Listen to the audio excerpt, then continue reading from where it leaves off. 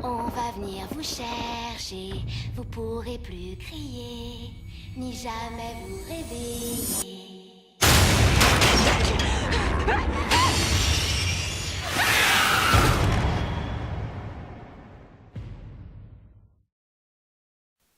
Internet est un endroit vaste et mystérieux. Vous et moi n'interagissons qu'avec une infime partie de ce qui y circule réellement.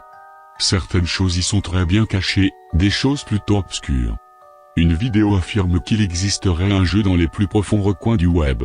Il s'appellerait 7 Satan, et c'est un jeu d'horreur, comme je n'en avais jamais vu. 7 Satan ne peut ni être acheté sur Gamezoop, ni téléchargé en version dématérialisée via les plateformes en ligne classiques telles que Steam.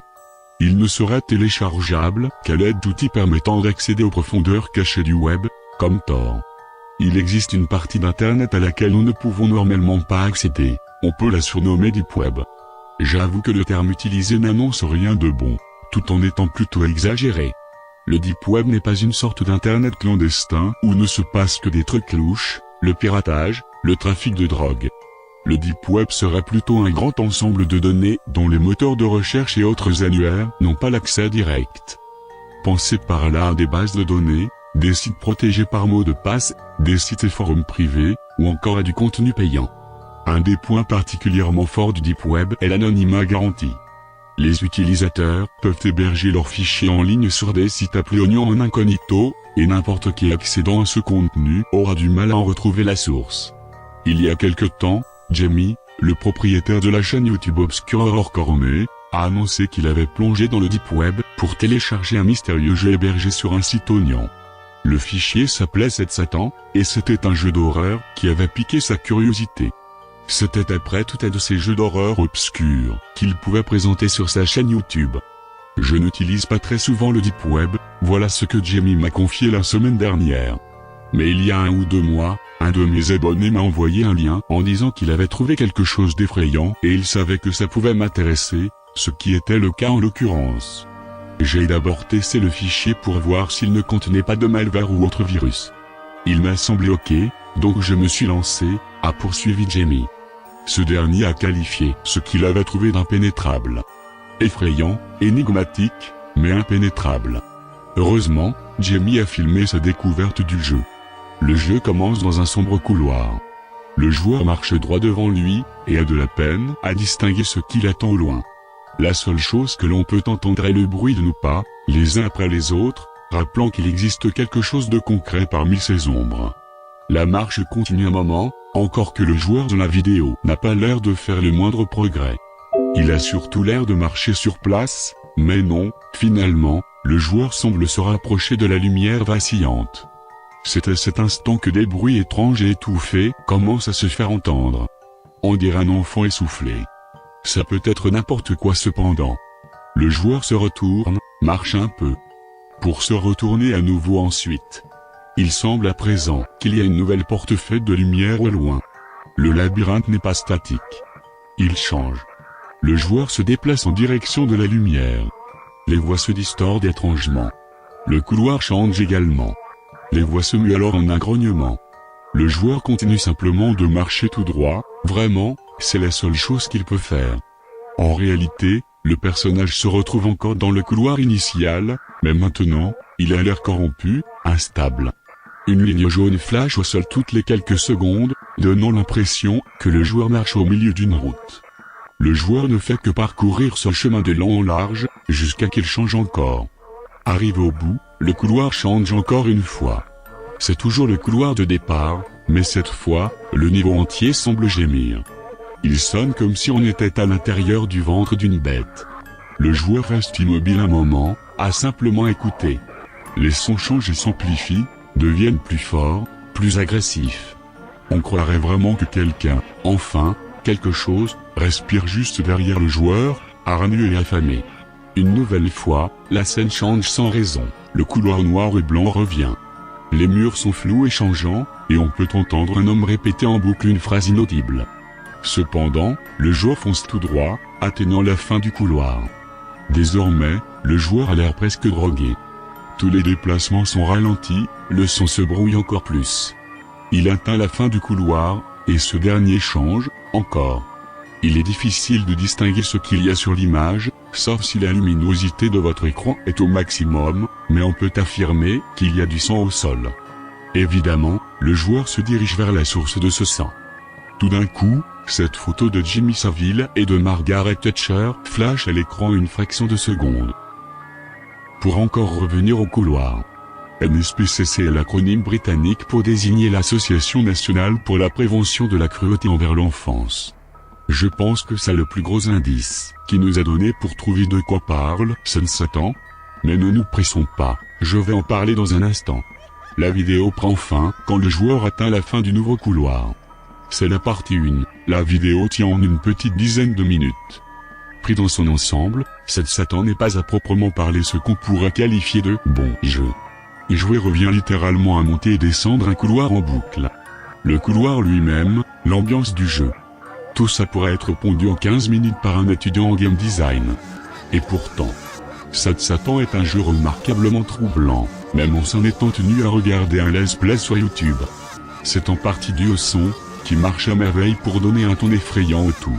Mais ce qui fait le gros de la force du jeu, c'est ce côté un peu négligé. Ça lui apporte de l'authenticité, l'horreur n'est pas un genre où les jeux sont particulièrement soignés. On y retrouve souvent cet aspect grossier, ces contours rustiques. C'est les mêmes raisons qui font que le found footage passe pour être une base du cinéma d'horreur actuel. C'est aussi ce pourquoi les premiers survival horror avec des contrôles merdiques sont devenus des classiques. L'horreur est désorganisée, tout comme la vie réelle est désorganisée. C'est ordinaire, tout comme la vie réelle est ordinaire. Ce qui veut dire que ça peut vous arriver. D'autre part, il y a la prétendue source du jeu lui-même. Un jeu du Deep Web. C'est le seul jeu que je connaisse qui vienne du Deep Web. Je ne sous-entends pas que c'est le seul jeu existant dans le Deep Web, ni que les jeux venant du Deep Web sont rares. Je ne le sais pas et je ne vais pas m'attarder là-dessus. Vu mon manque de connaissances sur le sujet, je prends le parti de ceux qui pensent qu'il ne s'agit que d'un simple jeu. Comme je ne traîne pas spécialement dans cette partie du web, les rumeurs qui affirment comme une vérité indiscutable que le Deep Web est le coin malfamé du web rendent ce jeu encore plus sinistre. Je ne peux pas en retrouver l'auteur, ni même ses intentions. Je ne sais pas pourquoi ce jeu a été créé, ni dans quel but. Je ne peux que constater son mythe, ce mythe qui se répand sans que je puisse en mesurer toute l'ampleur. Jamie affirme qu'un fichier était joint au jeu et qu'il était tellement flippant qu'il a fini par supprimer le jeu de son ordinateur. C'était un peu étrange.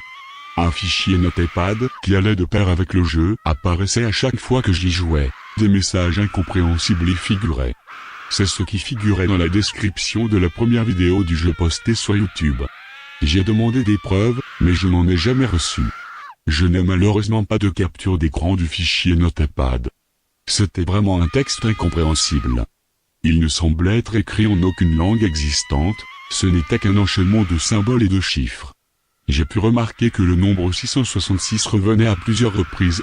Ce n'est pas choquant vu le titre du jeu. Au moment où je vous écris ceci, le lien d'hébergement du jeu ne fonctionne pas.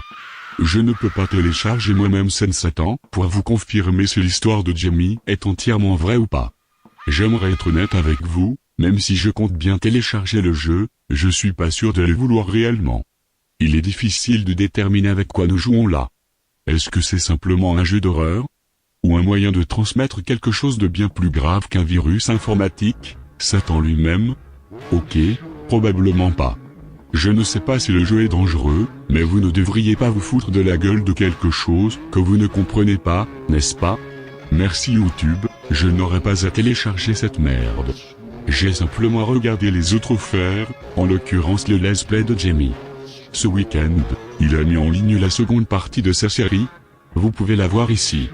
Je ne vais pas vous décrire le contenu du jeu cette fois, vu que la plupart des éléments sont similaires à la première vidéo. C'est-à-dire des couloirs effrayants qui changent constamment d'un aller-retour à l'autre. Plus important, la deuxième vidéo révèle que nous ne sommes pas tout seuls dans le labyrinthe. C'est définitivement un des jeux les plus terrifiants que j'ai vu cette année. Jamie dit qu'il ne sait pas ce qu'est le jeu, ni qui l'a créé. Il espère qu'en partageant ces vidéos, il pourra en savoir plus. J'ai parlé à l'abonné, qui aurait supposément envoyé le jeu à Jamie en premier. Il a demandé à rester anonyme. J'ai trouvé le jeu sur un forum du Deep Web, m'a-t-il affirmé. C'est comme n'importe quel site de référence, les équivalents de tous les forums d'entraide connus, support technique, périodique, santé, ce genre de choses peuvent y être retrouvés, le contenu original en plus. Cette habitude Deep Web a dit que quelqu'un avait posté un lien vers le jeu sur un de ces forums, quelque chose de plutôt inhabituel pour cette partie d'internet. C'est la première fois que j'ai vu un jeu publié sur ce forum. Bien que du contenu multimédia circule sur le forum en question, il s'agissait plutôt de musique ou de films, pas des jeux, et certainement pas des jeux créés par les utilisateurs du forum. L'utilisateur n'a jamais précisé si le jeu était de lui ou de quelqu'un d'autre, mais je présume que c'était sa création. M'a-t-il précisé. Il a signé son post par Zenka. Mon informateur du Deep Web n'en savait pas plus sur ce Zenka, c'était, après tout, un forum anonyme. J'ai vu d'autres posts signés par Zenka, surtout des commentaires, qui étaient vraiment anciens. La plupart de ce que Zenka avait posté étaient vraiment bizarres, des idées noires, du charabia satanique. Est-ce qu'il écrivait ça réellement avec de mauvaises intentions ou simplement pour s'amuser? Je ne peux pas vraiment le dire. D'après lui, c'était tout à fait possible que le jeu soit une représentation d'obscures arrière-pensées, mais il attend de savoir si quelque chose dans le jeu nous a échappé pour se prononcer là-dessus. Apparemment, la seule raison pour laquelle il a partagé le jeu avec Jamie est qu'il ne pouvait pas le faire tourner sur son ordinateur, comme la plupart d'entre nous, il ne pourra l'expérimenter qu'indirectement. Quelque temps après avoir vu la vidéo, ça m'a frappé. Satan était un genre de dénonciation des violences faites aux enfants, d'où le fait qu'il figure dans ce jeu de cauchemar, et la référence à la NSPCC. Au-delà de ça, cependant, la seule chose que j'ai pu trouver qui soit potentiellement liée au jeu est une autre vidéo nommée Satan. La vidéo semble faire allusion à des meurtres commis par des gens masqués. Et il semble aussi qu'il y ait de la taquinerie autour des emplacements de ces présumés meurtres. La description YouTube dit simplement, suivez la piste. Donc, qui veut suivre la piste avec moi? Tu peux liker d'un pouce ensanglanté, je te préviens t'abonner à cette chaîne te plongera dans un cauchemar sans fin, alors abonne-toi.